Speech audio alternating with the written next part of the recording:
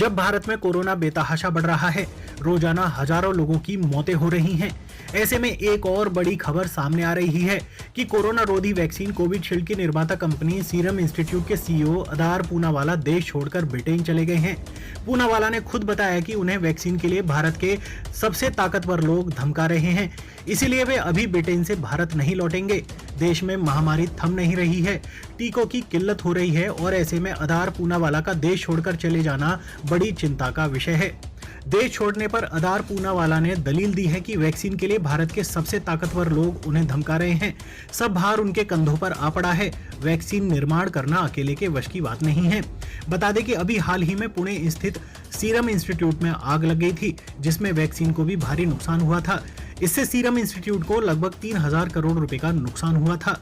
बता दें कि देश में कोरोना की दूसरी विनाशकारी लहर के बीच पुणे की सीरम इंस्टीट्यूट ऑफ इंडिया के सीईओ अदार पूनावाला ने कोविड-19 की वैक्सीन की आपूर्ति बढ़ाने को लेकर अपने ऊपर भारी दबाव की बात कही है। उन्होंने कहा कि सब भार उनके सिर पर आ पड़ा है।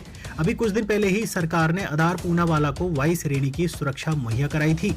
सरकारी सुरक्षा दिए जाने के बाद अपनी पहली टिप्पणी में पूनावाला ने लंदन के अखबार द टाइम्स के साथ बातचीत में कहा कि कोविशील्ड वैक्सीन की आपूर्ति की मांग को लेकर भारत के सबसे शक्तिशाली लोगों में से कुछ ने उन्हें फोन पर उग्रतापूर्वक बातें की हैं। सीरम भारत में ऑक्सफोर्ड एस्ट्राजेनिका की कोविड-19 वैक्सीन कोविशील्ड वैक्सीन का उत्पादन कर रही है।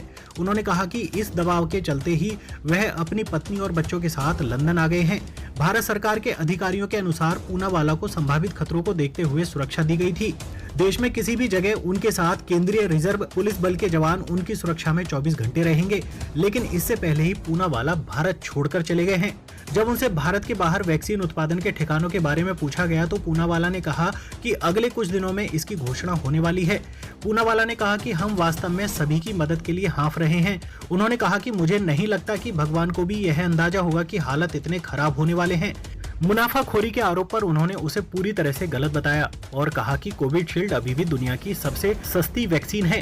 पूनावाला ने कहा कि हमने कुछ गलत या मुनाफाखोरी नहीं की है। मैं प्रतीक्षा करूंगा कि इतिहास हमारे साथ न्याय करे। ब्यूरो रिपोर्ट, खबर 24 एक्सप्रेस।